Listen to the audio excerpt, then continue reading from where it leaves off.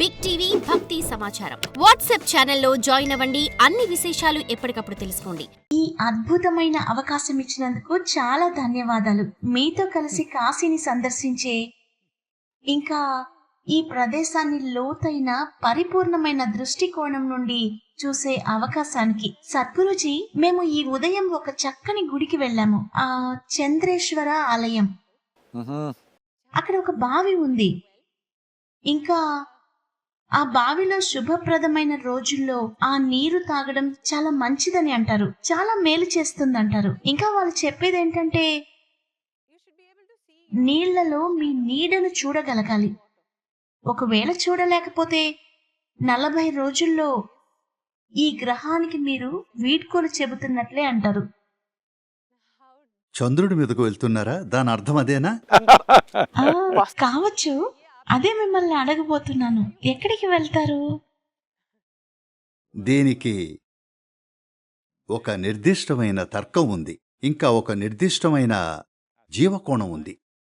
నేను ఆ గుడిని చూడలేదు కాబట్టి దాని గురించి వ్యాఖ్యానించాలనుకోవట్లేదు. ఎందుకంటే ఈ దేశంలో ఎన్నో విషయాలు ఒకప్పుడు శాస్త్రీయంగా పరిపూర్ణంగా ఉన్నవి నెమ్మదిగా అవి ఆచారాలుగా మారి కేవలం పుక్కిటి కథలుగా, నమ్మకాలుగా అయిపోయాయి. కాబట్టి గుడి గురించి నేను వ్యాఖ్యానించను. 40 రోజులను ఒక మండలం అంటారు. ఎందుకంటే తెలుసా, చంద్రుని చక్రం 28 రోజులు. మన తల్లుల గర్భకోశాలు, ప్రపంచంలోని స్త్రీలందరూ కూడా మన తల్లులు 28 రోజుల చక్రాల గుండా వెళ్తారు ఆరోగ్యంగా ఉంటే. అందువల్లే మనం పుట్టాం. ముందు తరాల వారు మనకు జన్మనివ్వాలంటే చంద్రుని చక్రంతో అనుసంధానమై ఉండాలి. అప్పుడే అది సాధ్యం. అలా చంద్రుడికి, పుట్టుకకు, మరణానికి సంబంధం ఉంది. గర్భధారణకు 40 నుండి 42 రోజులు పడుతుంది. క్షమించండి, గర్భధారణ జరుగుతుంది. ఆ తరువాత పచ్చిగా చెప్పాలంటే కేవలం మాంసపు ముద్దగా ఉన్నది జీవంగా మారడానికి 40 నుండి 42 రోజులు పడుతుంది. 40 రోజులు అనేది జీవం ప్రవేశించే సమయం. అందుకే ఆ తర్వాత బిడ్డకు అబార్షన్ చేయకూడదు. ఇలాంటి నమ్మకాలన్నీ ఎందుకంటే అది జీవంగా మారింది. అంతకుముందు అది మీ శరీరంలో ఒక ఆకృతి మాత్రమే. కాబట్టి ఆ కాలం సరిగ్గా చంద్రుని 1.5 చక్రాల సమయం.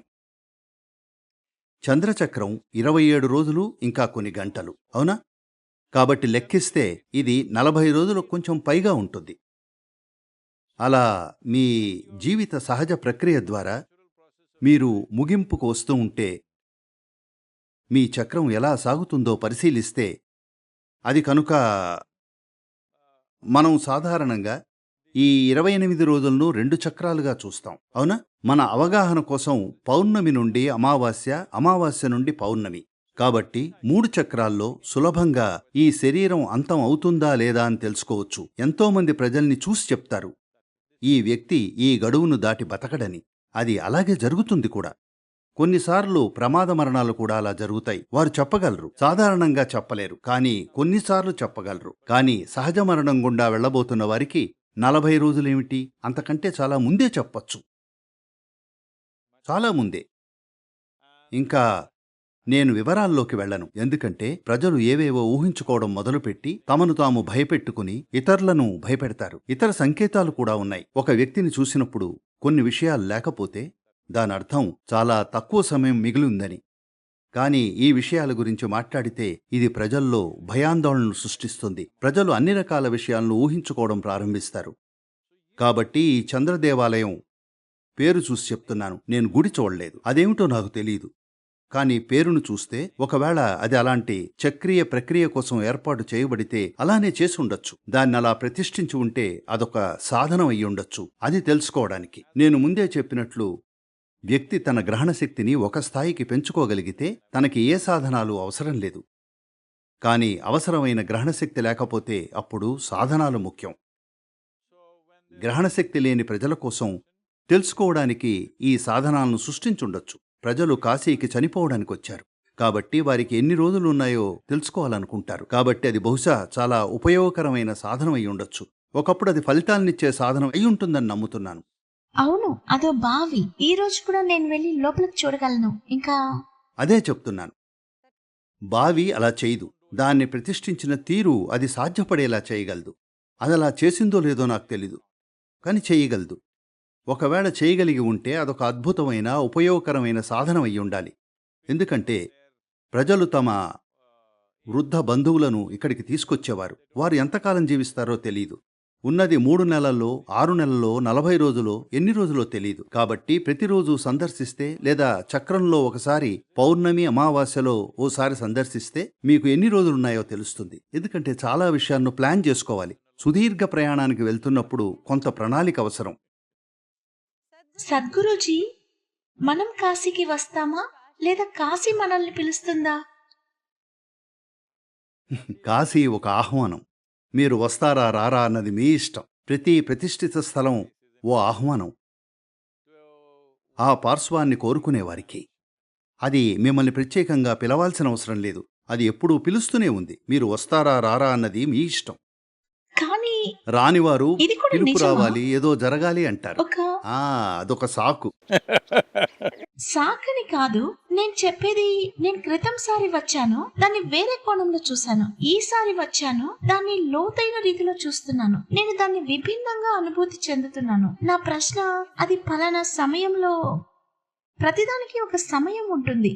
అది మీ వద్దకు వస్తుంది. దానికోసం మీరు ప్రయాస పడాల్సిన అవసరం లేదు. చూడండి, సంవత్సరంలో ఋతువులుంటాయి. మీరు కొన్ని చెట్లను మొక్కలను వేసవిలో పూయించలేరు. అది వసంతంలోనే జరుగుతుంది, చలికాలంలో జరగదు. కాబట్టి ఋతువులున్నాయి. ఈ గ్రహం యొక్క జీవచక్రంలో, వ్యక్తిగత మానవుల జీవచక్రంలో ఋతువులున్నాయి. కానీ మానవుడిగా ఉండటంలో విశిష్టత ఇదే. ప్రకృతి మనకు ఆ చక్రాల నుండి చాలా వరకు విముక్తినిచ్చింది. మన నిర్బంధాల వల్ల మనమే అక్కడ ఉండిపోతున్నాం. కానీ ప్రకృతి మనల్ని విడిపించింది అన్నిటి నుండి, మన పుట్టుక నుండి కూడా. చూడండి, మిగతా జీవులన్నీ, కొన్ని జీవులు తప్ప మిగతా జీవులన్నీ ఎప్పుడు పునరుత్పత్తి చేయాలనేది కూడా ప్రకృతి సూత్రం ప్రకారమే. అవును, మనకు స్వేచ్ఛ ఇవ్వబడింది. ప్రతిదాన్ని మనం స్పృహతో నడుపుకుంటామనే ఉద్దేశంతో. కాబట్టి మనకు అంతటి చైతన్యం ఉంది. కాబట్టి మన శారీరక ప్రక్రియలు చాలా వరకు ప్రకృతి నుండి విముక్తి పొందాయి. తద్వారా మనం ఎరుకతో నిర్వహిస్తామని. కానీ దురదృష్టవశాత్తు మనం ప్రకృతిని లేదా సృష్టి మేధస్సును నిరాశపరచడానికి కంకణం కట్టుకున్నాం. అది వేరే విషయం. కానీ ప్రాథమికంగా మానవుడిగా ఉండటం అంటే ఇదే. మీరు ఋతువులను ఉపయోగించుకోవచ్చు, కానీ మీరు ఋతువులకు పరిమితం కాదు. స్పృహతో ఉంటే మీరు ఎక్కడికి వెళ్లాలో, ఎలా వెళ్లాలో, మీతో ఏం చేయాలో నిర్ణయించుకోవచ్చు. అన్నింటికీ మించి ఎలా ఉంటారనేది మీ నిర్ణయం. అది మీ ప్రకారం ఉంటుంది. ఎందుకంటే మానవుడిగా ఉండటం అంటే ఇదే. మీ విధి పూర్తిగా మీ చేతుల్లో ఉండగలదు. మీరు కొన్ని మౌలిక విషయాలను మీ చేతుల్లోకి తీసుకుంటే. కాశీ మిమ్మల్ని పిలుస్తుందా అన్నప్పుడు నేను నిజానికి ఇది కూడా అడుగుతున్నాను. జీవితంలో మీరు పనులు చేయాలా, మీరు నిర్ణయాలు తీసుకోవాలా, లేదా దాని సమయానికి అది జరగాలని ఉంటుందా? ఆ సమయానికి అది ఎలాగో జరుగుతుందా? ఇవన్నీ జీవితం సజావుగా సాగినప్పుడు ప్రజలు చెప్పే ఫ్యాన్సీ సిద్ధాంతాలు. ఎవరికైతే జీవితం అలా లేదో వారికి ఇలాంటి తత్వాన్ని చెబితే చాలా కోపం వస్తుంది. ఎందుకంటే అది అతనికి పనిచేయలేదు. కాబట్టి మనం అలాంటి సిద్ధాంతాలు చేయకూడదు. ఎందుకంటే అవి చాలా దారుణం. చాలామందికి బాధపడుతున్నారు. ఎందుకంటే అదంతా ఉద్దేశపూర్వకమే అంటాం. లేదు, మనం చేయగల విషయాలు చాలా ఉన్నాయి. మానవ అనుభూతిని పూర్తిగా తానే నిర్ణయించుకోవచ్చు. ఇదే ఆధ్యాత్మిక ప్రక్రియ అంటే. ప్రవృత్తుల ద్వారా, చక్రాల ద్వారా జరుగుతున్న దాన్ని మీ చేతుల్లోకి తీసుకుని మీరు కోరుకున్న చోటుకు తీసుకెళ్లాలనుకుంటున్నారు. అదే ఆధ్యాత్మిక ప్రక్రియ అంటే. నాకు ముక్తి కావాలి అన్నప్పుడు మీరు స్పష్టంగా, నేను సహజ ప్రభావాల బట్టి వెళ్లాలనుకోవట్లేదు, నాకు కావలసిన చోటుకు వెళ్లాలనుకుంటున్నాను అంటున్నారు. చూడండి, ప్రస్తుతం నది ఈ వైపు ప్రవహిస్తోంది. అందులోకి దూకితే సహజంగా ఆ వైపు వెళతారు. కానీ మనం మోటార్ బోట్ తయారు చేసుకున్నాం. ఇప్పుడు మనం ప్రవాహానికి ఎదురు వెళ్ళగలం. అవును, వేల ఏళ్లుగా ప్రజలు నది జోరుగా ప్రవహిస్తున్నప్పుడు వెళ్ళగలిగే మార్గం ఇదేనని నమ్మి ఉంటారు. కానీ ఇప్పుడు మనం ఈ వైపు వెళ్ళగలం. అదే మానవుడంటే. వారణాసిలోని కీలకమైన ముఖ్యమైన ప్రదేశాలలో ఒకటి కాశీ విశ్వనాథ్. కాశీ విశ్వనాథ్ ఆలయం, ఆ లింగం, అక్కడ ఎన్నో లింగాలు ఉన్నాయి ఆ ప్రాంగణంలో. దాని దాని ప్రాముఖ్యత ఏంటి? చూడండి, లింగ అనే పదం లీనా అనే మూల పదం నుండొచ్చింది. అంటే అసలైన రూపం అని అర్థం. దాన్ని అసలైన రూపం అని ఎందుకంటున్నామంటే, చూడండి, మనం అందరం రకరకాల రూపాలమే. మొదట్లో మనం సంభవించలేదు. మనం ఎన్నో ఏళ్లకు, బహుశా కొన్ని వందల కోట్ల ఏళ్లకు లేక లక్షల కోట్ల ఏళ్లకు, ఎన్నో ఏళ్లకు సంభవించాం. కాని ఇది మొదలైనప్పుడు, అవ్యక్తంగా ఉన్నది వ్యక్తమవడం మొదలైనప్పుడు మొట్టమొదట వచ్చిన రూపం దీర్ఘ వృత్తాకార గోళం. ఆధునిక ఖగోళ శాస్త్రవేత్తలు కూడా అది దీర్ఘ వృత్తాకార గోళమేనని అంగీకరిస్తారు. ఒక పరిపూర్ణమైన దీర్ఘ వృత్తాకార గోళాన్నే లింగం అంటారు. క్షమించండి, ఇది నాకు ఇంకా చాలా కష్టంగా అనిపిస్తోంది. మీరు చెప్పింది నాకు అర్థమైందో లేదో తెలుసుకోవాలనుకుంటున్నాను. ఆ మొట్టమొదట వచ్చిన రూపం. చూడండి, అంతా అవ్యక్తంగా ఉన్నప్పుడు, ఎలాంటి భౌతిక రూపం లేనప్పుడు, అది వ్యక్తమవడం మొదలైనప్పుడు మొట్టమొదట వచ్చిన శక్తి రూపం ఒక లింగం. ఒక దీర్ఘ వృత్తాకార గోళం. అవును. దీర్ఘ వృత్తాకార గోళం అంటే త్రిమితీయ ముఖం ఉన్న ఒక దీర్ఘ వృత్తం. ఒక దీర్ఘ వృత్తాకార వృత్తం. దీర్ఘ వృత్తాకార వృత్తం అంటే ఒకచోట వ్యాసార్థంగా ఉన్నది, మరో చోట వ్యాసంగా ఉంటుంది.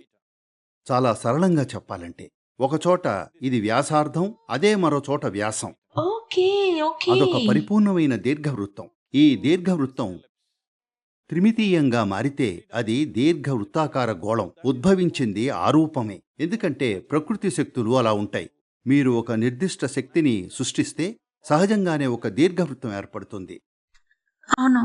ఇప్పుడు కూడా ఈ గ్రహం సూర్యుని చుట్టూ తిరుగుతున్నది దీర్ఘ వృత్తాకార అవును. కక్షలో. ఇప్పుడు చంద్రయాన్ వెళ్ళినప్పుడు కూడా అది దీర్ఘ వృత్తాకార కక్షలోనే వెళ్తుంది. ఎందుకంటే మన ఉనికి స్వభావం అదే. అవును. ఇప్పుడు ఇది నేను ఈ ఆలోచనలో ఉండిపోయాను.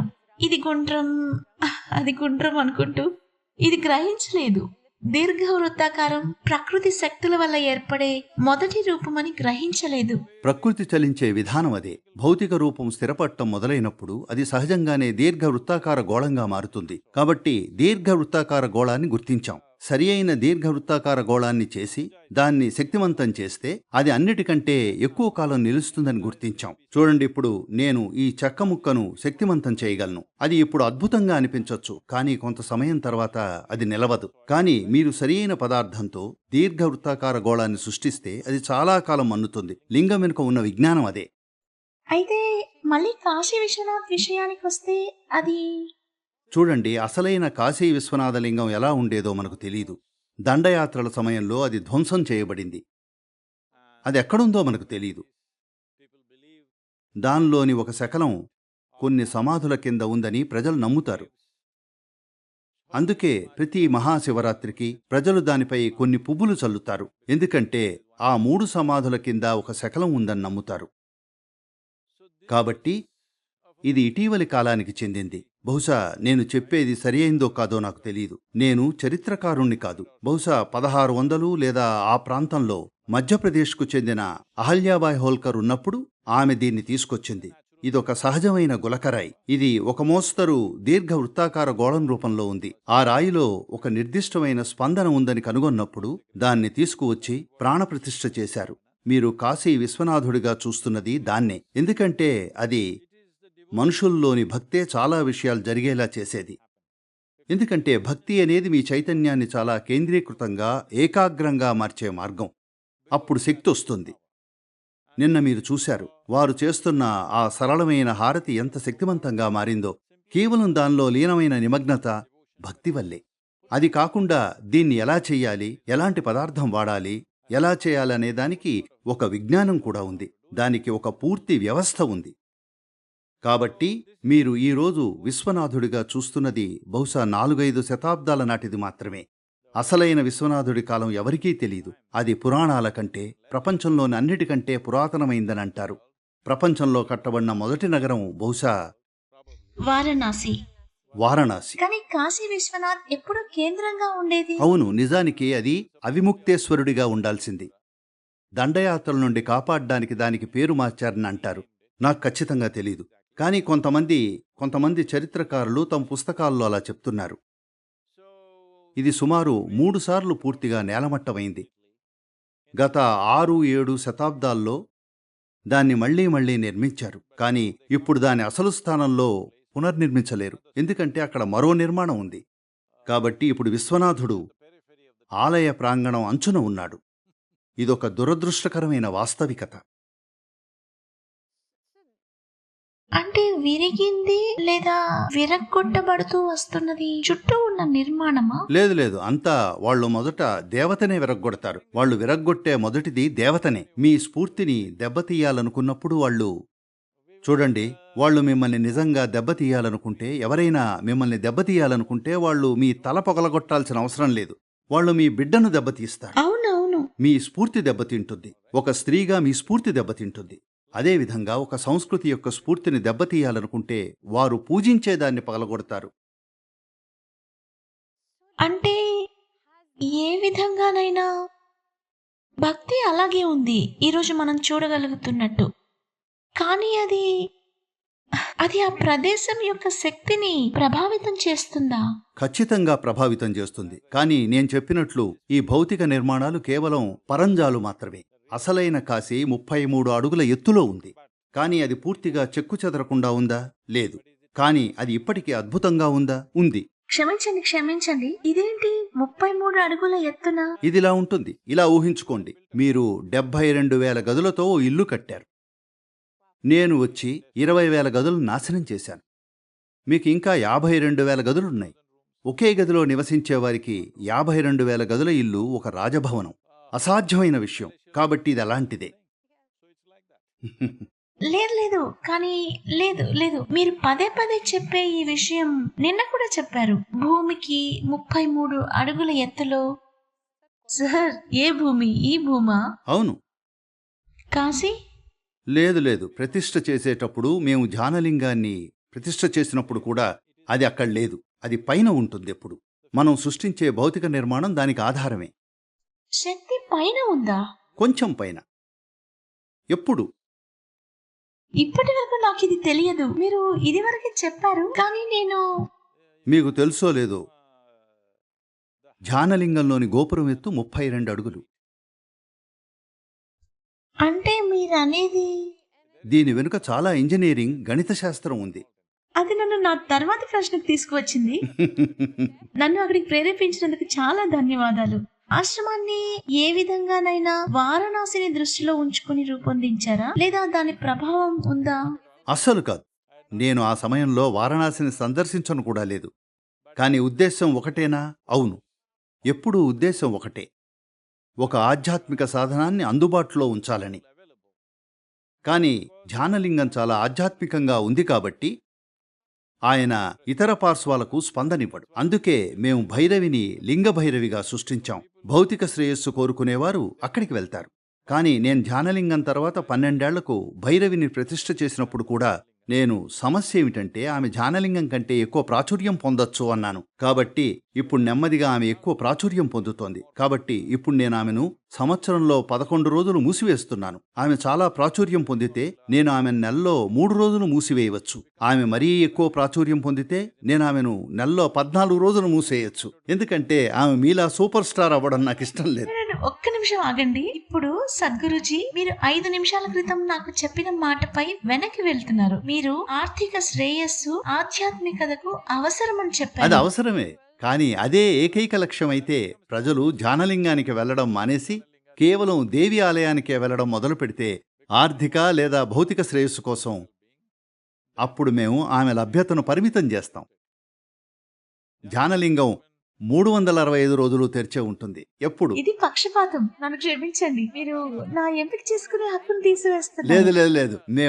మేము యోగా కేంద్రాన్ని ఒక ఆధ్యాత్మిక ప్రయోజనం కోసం నిర్మించాం. ప్రజలకు భౌతిక అవసరాలు ఉంటాయి కాబట్టి వాటి కోసం కూడా ఒక కౌంటర్ను అందిస్తున్నాం. కానీ వారు కేవలం ఆ కౌంటర్కే వెళ్తే అప్పుడు మేము ఆ కౌంటర్ను మూసివేస్తాం.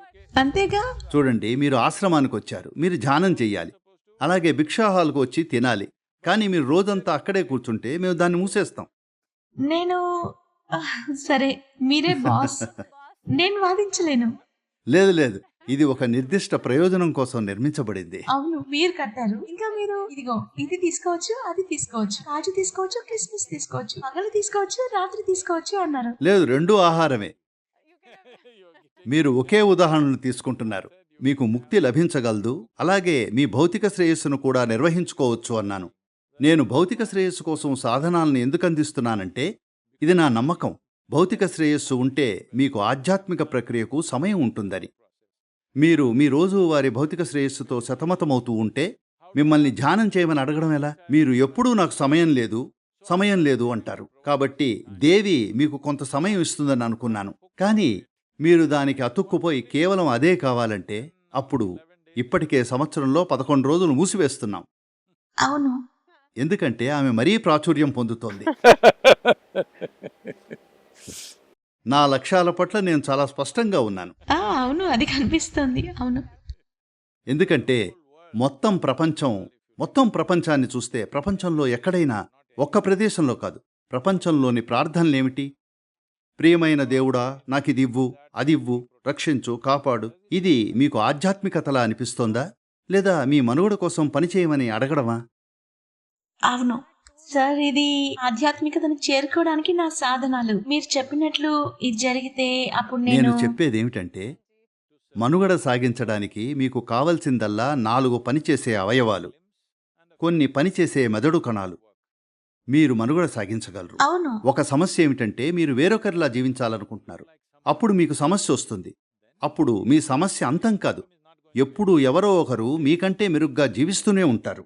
కానీ ఈ ఉచ్చు నుండి ఎలా బయటపడాలి సద్గురుజీ? టీవీలో చెప్తున్నారు, కారు కొనండి, ఇంకో ఇల్లు కొనండి, లోన్ తీసుకోండి, ఓ పెద్ద భవంతిని సంపాదించండి, బాగా బతకండి, ఈ బట్టలు కొనండి. నా మీదకు విసురుతున్న ఈ ప్రవాహానికి వ్యతిరేకంగా వెళ్లే బలం నాకు ఉండాలి. లేదు, మీరే కదా టీవీ ఆన్ చేసింది. ఓ క్షమించండి, కొన్నిసార్లు అది కూడా చేస్తాను. చూడండి, ప్రతి ఒక్కరూ చూడండి, వాళ్లకు నచ్చింది వాళ్ళు చేస్తున్నారు. మీకు నచ్చింది మీరు చేయడం ముఖ్యం కాదా? లేదు, వాళ్ళు నాకు చెప్తున్నారు. నాకు వద్దని చెప్పేంత లేదు స్థైర్యం ఉండాలి వాళ్ళు కదా. అమ్మాలనుకుంటున్నారు. వాళ్ళు మీకేమీ చెప్పట్లేదు, వాళ్ళు అమ్మాలనుకుంటున్నారు. కాబట్టి మీరేం చేయాలో మీరే నిర్ణయించుకోవాలి, అంతే కదా. చూడండి, దేవి ఇంకా ధ్యానలింగం విషయానికి వచ్చినప్పుడు ఎంపిక సంగతి ఏమిటి అన్నారు. మరి ఇక్కడ ఆ ఎంపిక సంగతి ఏమిటి? సరే, నేను వేరే చెప్పాలనుకుంటున్నాను. ఇది న్యాయం కాదు. ఈ ఆధ్యాత్మిక మార్గం ఇంకొంచెం సులభంగా ఉండుంటే, మీరు దీన్ని ఇంకొంచెం సులభంగా చేసి మాకు ఇలా చెప్పి ఉంటే, చూడండి ఇది లేదా అది అంటే అది సరళంగా ఉంటుంది. అది ఎంతో సంక్లిష్టంగా ఉంది. నాకు అసలు వారణాసి అర్థమే అది కావట్లేదు. అత్యంత సరళమైన విషయం. దీనికోసం మీరు కాశీ వెళ్ళక్కర్లేదు. ఊరికే ఏమీ చేయకుండా కూర్చుంటే మీరు ఆధ్యాత్మికంగా ఉన్నట్టే. కానీ మీరు కూర్చుని షాపింగ్ చేస్తున్నారు మీ మనసులో. అమెజాన్లోనో ఫ్లిప్కార్ట్లోనో దేంట్లోనో లేకపోయినా మీలో ఫ్లిప్ చేస్తూ ఉన్నారు. ఊరికే ఇక్కడ కూర్చుని ఏమీ చేయకపోవడం కన్నా సరళమైంది ఇంకేదైనా ఉందా? లేదు, అది బాగుంది. నేను మీకు చెప్పాలనుకున్నాను. ఈ ప్రశ్నకు బాగుంది. సమాధానం చెప్పండి. ఏమీ చేయకపోవడం కన్నా సరళమైంది కానీ ఇంకేదైనా అప్పుడు ఉందా? తర్వాతి భోజనం దొరుకుతుందో లేదో నాకు భరోసా ఉండదు. నా గురించి మాత్రమే మాట్లాడట్లేదు. ఎవరో ఒకరు నాకు సహాయం చేస్తారని తెలుసు. కానీ ఇంకో వ్యక్తి అలా నిశ్చలంగా కూర్చోగలగాలంటే వాళ్ళకి తర్వాతి భోజనం ఎక్కడి నుండి వస్తుందో తెలియకపోతే. అందుకే నేను చెప్పాను, ఎవరికైతే తర్వాతి భోజనం ఎక్కడి నుండి వస్తుందో తెలీదో నేనంత అనుచితంగా ప్రవర్తించను. వాళ్ళ దగ్గరికెళ్ళి కూర్చుని ధ్యానం చెయ్యండి, ముక్తిని వెతకండి అన్ను. అందుకే ఈ సామాజిక కార్యక్రమాలన్నీ. లేకపోతే నేను సామాజిక కార్యక్రమాల్లో ఎందుకు పాల్గొంటాను? నేను సామాజిక కార్యక్రమాల్లో పాల్గొంటున్నాను ఎందుకంటే ఇప్పటికీ గణనీయమైన జనాభాకి తిండికి, చదువుకి, ఆరోగ్యానికి దేనికి సరియైన ఆధారం లేదు. కాబట్టి మేము పాఠశాలలు, ఆసుపత్రులు, ఇది అది అన్ని రకాల పనులు ప్రారంభిస్తున్నాం. నాకు ఇవి చేయాలని లేదు. ఒకవేళ ఈ పనులన్నీ ప్రైవేటు సంస్థలు లేదా ప్రభుత్వ సంస్థలు చేసి ఉంటే నేను ఒక్క పాఠశాల లేదా ఆసుపత్రి కూడా మొదలు పెట్టేవాణ్ణి కాదు. ఎందుకంటే అది నా పనో అభిరుచో కాదు. నా పని ఏమిటంటే ఒక వ్యక్తి ఒక మానవుడిగా వికసించేలా ఎలా చేయాలో చూడటం. కానీ దాన్ని ఎలా చేస్తాం? వాళ్లకు ప్రాథమికమైనవి లేనప్పుడు. కాబట్టి ఇప్పుడు మేము ప్రాథమికమైన వాటిపై దృష్టి పెడుతున్నాం. అది నా పని కాదు, కానీ అదే నేను చేస్తున్నాను. కూడా మిమ్మల్ని అడగాలనుకున్నాను సద్గురుజీ. ఒకానొక రాష్ట్రం లేదా రాష్ట్రాల ప్రజలకు తాగడానికి నీళ్లుండేలా కూడా చూడాలి. అవును. ఇది నా పనా? ఇది నా పని కాదు. ప్రతి ఒక్కరూ సద్గురు మీరెందుకు వీటి కోసం తల బద్దలు కొట్టుకుంటున్నారు అని అడుగుతున్నారు. నేను వాళ్లకు తాగడానికి నీళ్లే లేకపోతే ధ్యానం చేయమని ఎలా చెప్పగలను అన్నాను. అది నిజం. మళ్ళీ అది దానికి వస్తుంది. సద్గురుజీ, నేను మిమ్మల్ని అడగాలనుకున్నాను.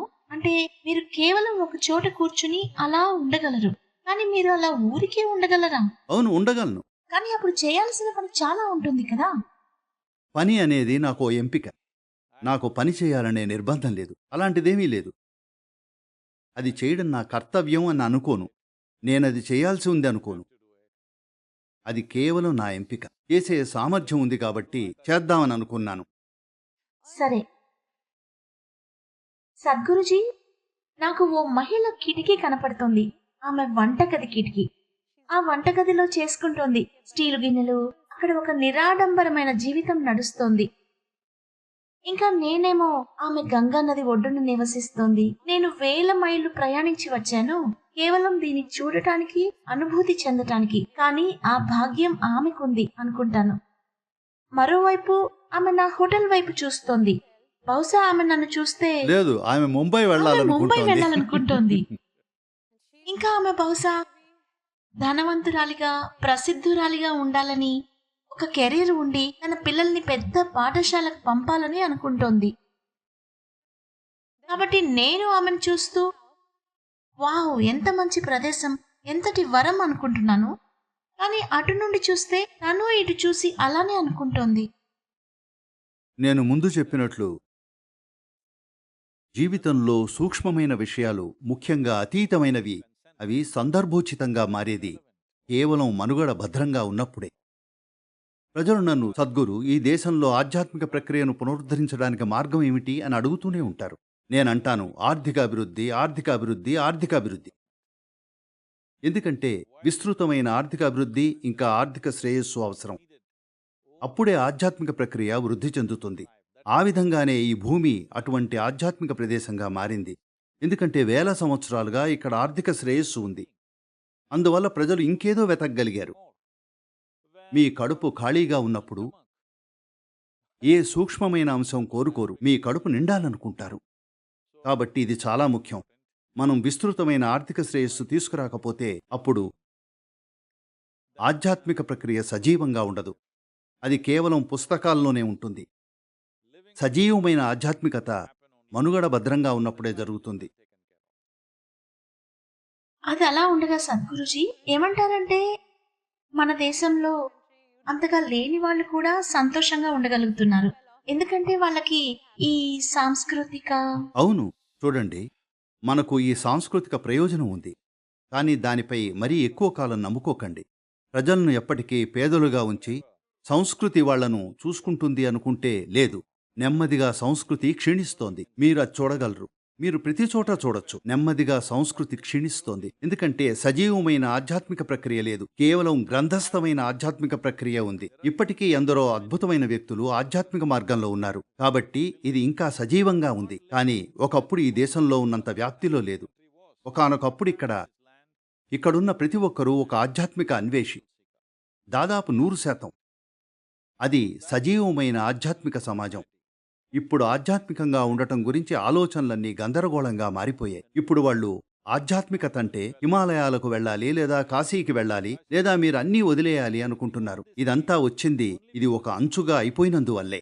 నిబద్ధత ఉన్నవాళ్లు మిగిలారు, మిగతా వాళ్లు పోయారు. ఎందుకంటే వాళ్ళందరూ మనుగడ ప్రక్రియతో బిజీ అయిపోయారు. మనుగడ ఒక సవాలు కాకపోయి ఉంటే అప్పుడు దేశవ్యాప్తంగా 100% ఆధ్యాత్మిక ప్రక్రియ ఉండేది. కానీ ఈరోజు మనం అలా జరగకుండా చూస్తున్నాం. చూడండి, మనం కొంచెం బాగా ఉన్నామని అనుకున్న క్షణంలోనే ప్రతి ఒక్కరూ పాశ్చాత్యులను అనుకరిస్తున్నారు, లేదా మత్తు పదార్థాల్లోకి వెళ్తున్నారు. అదే బాగుండటానికి మార్గం అనుకుంటున్నారు. నిజంగా బాగుండాలనుకుంటే మీరు అప్రమత్తంగా ఉండాలి. మీ అన్ని సామర్థ్యాలు చెక్కు చెదరకుండా ఉండాలి. మీ సామర్థ్యాలను నిద్రపుచ్చడం జీవితాన్ని ఆస్వాదించే మార్గం కాదు.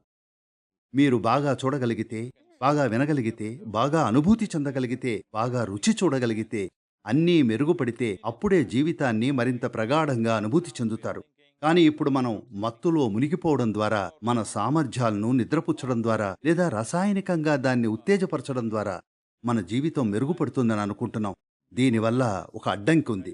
అందుకే నేను నిరంతరం దీని గురించి మాట్లాడుతూనే ఉన్నాను. వచ్చే 15-20 ఏళ్లలో మీరు ఆధ్యాత్మిక ప్రక్రియను మేల్కొల్పకపోతే బహుశా మరో 30-40 ఏళ్లలో, లేదా బహుశా 60-70 ఏళ్లలో 90% మానవ జనాభా రసాయనాలపై ఆధారపడతారు. ఆరోగ్యంగా ఉండాలంటే వాళ్లకు రసాయనాలు కావాలి, శాంతిగా ఉండాలంటే వాళ్లకు రసాయనాలు కావాలి, ఆనందంగా ఉండాలంటే వాళ్లకు రసాయనాలు కావాలి, పరవశంగా ఉండాలంటే వాళ్ళ దగ్గర ఎక్స్టసీ ఉండనే ఉంది. కాబట్టి ఒకసారి జనాభాలో 90% మంది రసాయనాలపై ఆధారపడితే అప్పుడు మీరు వాళ్లతో మాట్లాడలేరు. ఎవరైతే రసాయనాలపై ఆన్లో ఉన్నారో వాళ్లతో మాట్లాడలేరు.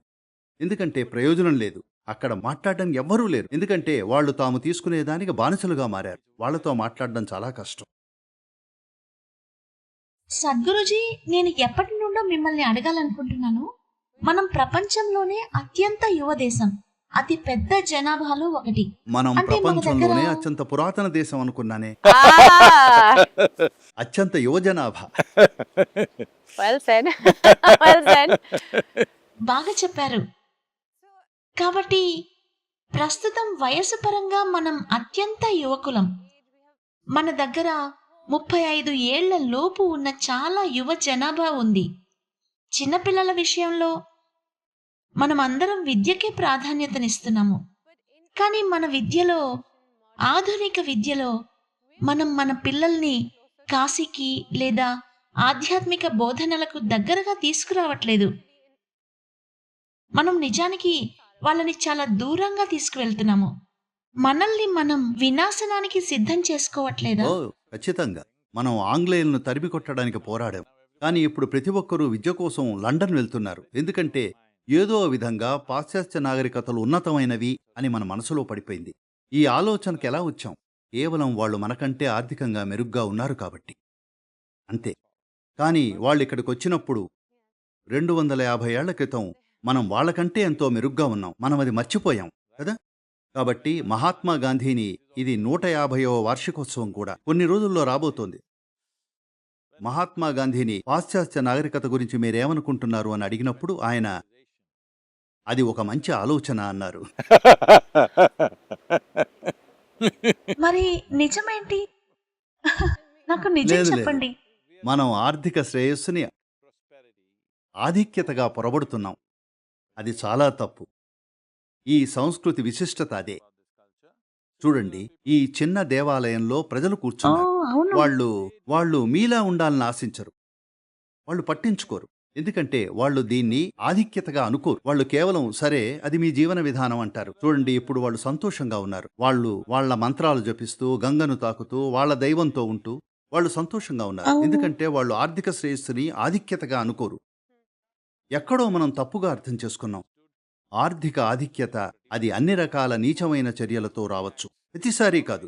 కానీ చాలా దేశాలు ధనవంతమైంది ఇతర దేశాలకు భయంకరమైన పనులు చేయడం ద్వారానే, అవునా? కాబట్టి అది ఆధిక్యత అనుకుంటే అప్పుడు మనం ఆ చర్యలన్నింటినీ సమర్థిస్తున్నట్టు. ఇతర ప్రజలను బానిసలుగా చేసే చర్యలన్నీ, ఇతర సంస్కృతులను, దేశాలను నాశనం చేయడం, ఇవన్నీ చేయడం పూర్తిగా సరే అనేస్తాం. ఆర్థిక ఆధిక్యత నిజంగా ఆధిక్యత అని అనుకున్న క్షణంలో అది ఆధిక్యత కాదు. అది కేవలం వారి దగ్గర ఉన్నది ఎక్కువ, కానీ జీవిస్తున్నది తక్కువ. తక్కువతోనే ఎక్కువ జీవించొచ్చు.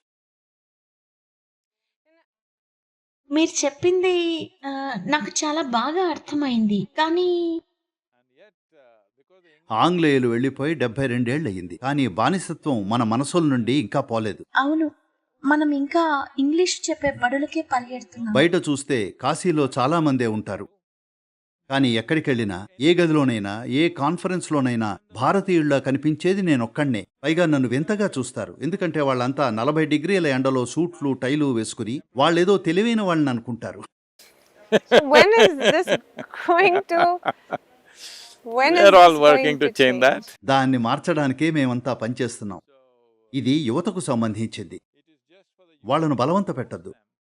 వాళ్లకు వివరించండి ఈ వాతావరణంలో వేసుకోవడానికి ఏది ఉత్తమమైందో. నేననుకోవడం నేటి తరం మెల్లగా కాస్త మారుతోంది. కానీ ఇప్పటికీ చాలామంది ఉన్నారు.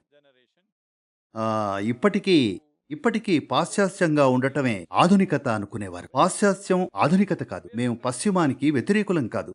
పర్వాలేదు, ఫలానా విషయం చేపట్టాలనుకున్నప్పుడు కొన్ని పనులు చేయాలనుకుంటారు. కొన్ని దుస్తులు పర్లేదు, ఒక నిర్దిష్ట వ్యవహార విధానం పర్లేదు. కానీ ప్రతిదీ ఈ విధంగానే లేదా ఈ విధంగానే చేయాల్సిన అవసరం లేదు. నేను ప్రపంచాన్ని తూర్పు పడమరులుగా చూడను. ప్రశ్నల్లా మన జీవితాన్ని మనం తెలివిగా నడుపుకుంటున్నామా లేదా నాకు ముఖ్యం అదొక్కటే.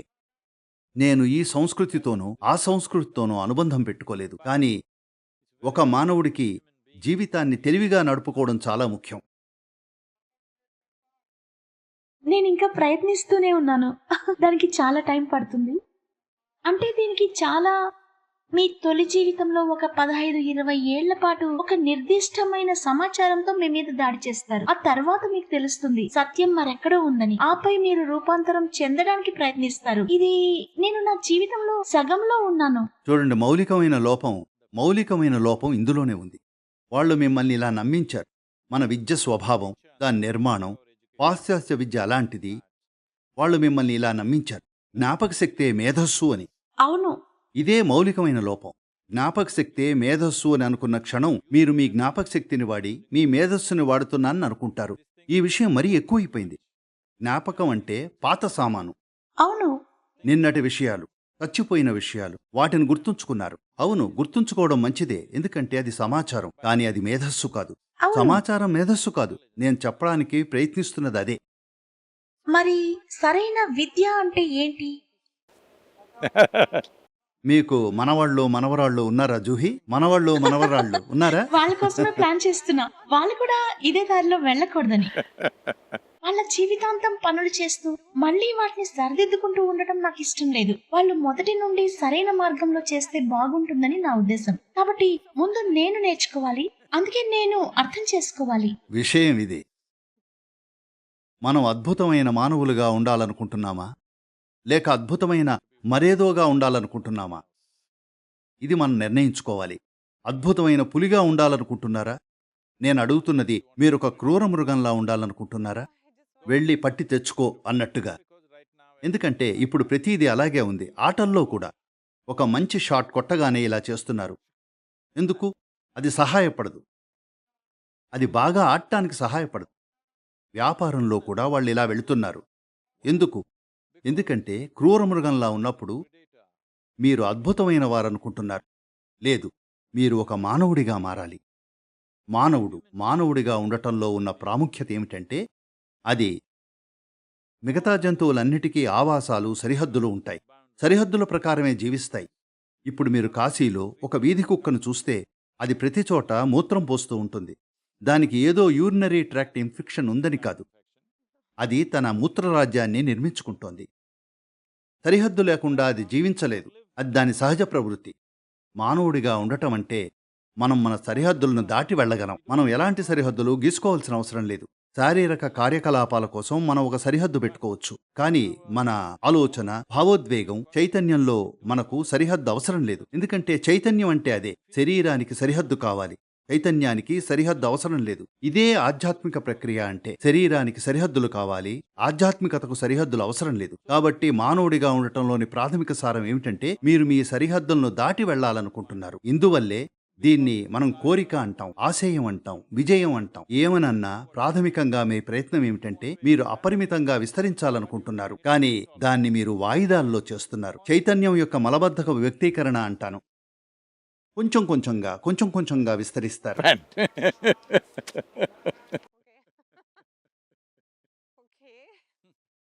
ఇక్కడ కూర్చుని మొత్తం విశ్వాన్ని మీ సొంతం చేసుకునే అవకాశం ఉన్నప్పుడు అంగుళం ఎందుకు వెళతారు అని అడుగుతున్నాను. మీరు అంగుళం వెళితే అసంతృప్తితోనే చనిపోతారు. ఎందుకంటే ఇది నాకు నెమ్మదైన ప్రక్రియలా ఉంది. అక్కడికి ఇంకా వేగంగా వెళ్ళాలనుకుంటున్నాను. కేవలం మీకు మాత్రమే కాదు, ప్రతి ఒక్కరికి అంతే. సద్గురూజీ, నేను గంగ పక్కన కూర్చుని. గంగా ఎందుకు? ఎందుకంటే ఈ గ్రహం మీద ఇదే అత్యంత స్వచ్ఛంగా అనిపిస్తోంది. ఆ ఆలోచన తప్పు. కేవలం గంగ పక్కన కూర్చుని ధ్యానం చేస్తే మీరు అన్ని ముంబైలో వాటి ఉంటారు, వెంటనే అక్కడ ఒక జరగవా? పెద్ద సముద్రమే ఉంది. గంగ కూడా సముద్రాన్నే కదా వెతికేది. మీరు సముద్రం దగ్గర కూర్చోవచ్చు. కొంత మద్దతు కావాలనుకున్నప్పుడు కొన్ని ప్రదేశాలకు వెళతారు. కానీ మీ గమ్యం గంగలో గాని కాశీలో గాని లేదు. మీకు అవసరమైంది మద్దతు. ప్రజలకు ఆ మద్దతు అవసరమైంది. ఎంతో మంది జ్ఞానులు, ఎంతో మంది విజ్ఞానులు ఉండేవారు.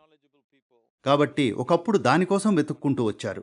ఇప్పుడు మనం వెతుక్కుంటూ వస్తున్నది సృష్టించబడిన ఆ ప్రదేశం కోసం, అక్కడున్న శక్తి వ్యవస్థల కోసం. అది ఆసక్తికరంగా, ఆకర్షణీయంగా ఉంటుంది. కానీ మీరు ఏకాగ్రతతో ఉంటే మీకు ఎలాంటి భౌగోళిక ప్రదేశం అవసరం లేదు. మీ ఇంట్లోనే అది చేయగలరు. గంగ వైపు చూడాల్సిన అవసరం లేదు. విశాల ఆకాశం వైపు చూడొచ్చు. సముద్రం గంగ కన్నా పెద్దది. ఆకాశం ఖచ్చితంగా సముద్రం కన్నా పెద్దది. అవును, ముంబైలో ఆకాశం ఉందా?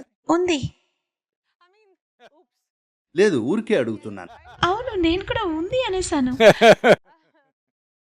ఆకాశం ఉంటే మీకు మరేమీ అవసరం లేదు. పైగా అది ప్రతి చోట ప్రతి ఒక్కరికి ఉంది.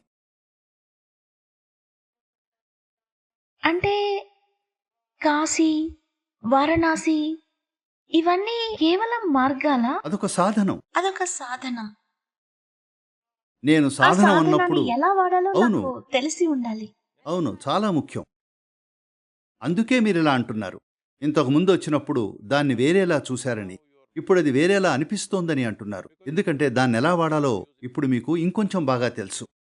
కానీ ఇప్పటికీ నాకు నిజంగా లేదు లేదు, నిజంగా మొత్తం విషయం తెలుసా అంటే లేదు. అది చాలా క్లిష్టమైంది. అది ఎవరికైనా చాలా క్లిష్టమైంది. ఈ ఉదయం నేను లేవగానే కేవలం కూర్చుని గంగా ప్రవాహాన్ని చూడాలనిపించింది. నా యోగా, ధ్యానం చేయాలని నాకు తెలుసు, కానీ నేను దాన్ని అది మరో రోజు చేస్తాను. ఇలా ప్రవహించే గంగని నేను ఎప్పుడు చూస్తాను అనుకున్నాను. నేను ముంబైకి తిరిగి వెళ్తే అది వేరేలా ఉంటుంది. చూడు, ఇది గంగా అని మీకు చెప్పబట్టి తెలుసు, అంతే కదా? అవునండి. ఓ, ఒకవేళ మిమ్మల్ని ఓ నది దగ్గరకు తీసుకొచ్చి ఆ నదిని చూడమని చెప్తే మీరు ఎందుకు, నేను నదిని ఎందుకు చూడాలి? మీ సంప్రదాయం ఇది చాలా పవిత్రమైన నదని, ఇది జరుగుతుందని, ముక్తి లభిస్తుందని చెప్పింది కాబట్టి నది వంక తదేకంగా చూడాలనుకుంటున్నారు. లేదు, నేనలా కాదు. నేను దేన్నైనా తదేకంగా చూడటానికి సిద్ధం. జీవితం అంతా ఏదో దాన్ని తదేకంగా చూస్తూ గడిపాను. అందుకే జీవితం నాకు తన్ను తాను బహిర్గతం చేసుకుంది. ఎందుకంటే నేను ఎంచుకోలేదు. నా ముందు ఏదుంటే దాన్ని తదేకంగా చూశాను. ఓ గులకరాయి, చీమ, గడ్డిపోచ, కావేరీ నది, గంగ కాదు కావేరి, నేను కేవలం తదేకంగా చూశాను. అది నన్ను స్వర్గానికి తీసుకెళ్తుందని గాని మరేదో చేస్తుందని గాని అనుకోలేదు. స్వర్గానికి వెళ్తున్నామని అనుకుంటూ ఇక్కడికొచ్చిన వారు వాళ్ళు తప్పుడు ప్రదేశానికి వచ్చారు. కానీ సద్గురూజీ, మోక్షం కోసం ఒక లింగం ఉంది, ఒక ఆలయం. మీరు దాని వద్ద సాధన చెయ్యాలి. మేం వెళ్ళిన ఒక ఆలయం ఉంది, దానిపై ఒక పేరు ఉంది. అది శివుని ఆత్మ అని ఉంది. కాబట్టి ఆ ఆత్మతో విలీనం కాగలిగితే, అంటే కేవలం అక్కడ కూర్చుంటే ఒక 6 చూడండి, ఇది నెలలు. ఎలా అంటే మీరు టీవీ ఆన్ చేసి వాళ్ళు చూపించిన బట్టలన్నీ కొన్నారు. ఏది కొనాలో తెలియకుండానే కేవలం వాళ్ళు చెప్తున్నారని కొన్నారు. ఇది అచ్చం అలాంటిదే. సరే, అంటే ఇప్పుడు వారణాసి ఓ టెలివిజన్ లాంటిదా? లేదు లేదు, నేను చెప్పేది ప్రతిదానికి ఒక సామాజిక అంశం ఉంటుంది. అవునండి. ఇంకా ప్రతిదానికి మనుగడ అంశం కూడా ఉంటుంది. దానిపై బతుకుతున్న వారున్నారు. దాని ప్రకారం వెళ్ళొద్దు. అందుకే నేను చెప్పేది మీరు పెంచుకోవాల్సింది ఒక్కటే, గ్రహణ శక్తి. మీ గ్రహణ శక్తి బాగుంటే, మీ ముందు ఏదైనా ఉంటే అది మీ జీవితానికి ఒక నిర్దిష్ట ప్రాముఖ్యాన్ని కలిగి ఉందో లేదో మీకు తెలుస్తుంది. దాన్ని పెంపొందించుకునే బదులు మీరు జ్ఞాపక శక్తిని మేధస్సుగా భావిస్తున్నారని అన్నాను. ఎందుకంటే వాళ్ళు మీకు ఇది గంగా అని చెప్పారు. ఒకవేళ వాళ్ళు చెప్పకపోయి ఉంటే ఇది గంగా అని మీకు తెలియదు. నేను ఇది నైలు నది అని చెప్పుంటే మీరు బోటింగ్కి వెళ్లాలనుకుంటారు గాని తదేకంగా చూడాలనుకో. ఓకే, చాలా ధన్యవాదాలు సద్గురూజీ. ఈ సంభాషణకు ధన్యవాదాలు. For more videos like this, subscribe Big TV channel.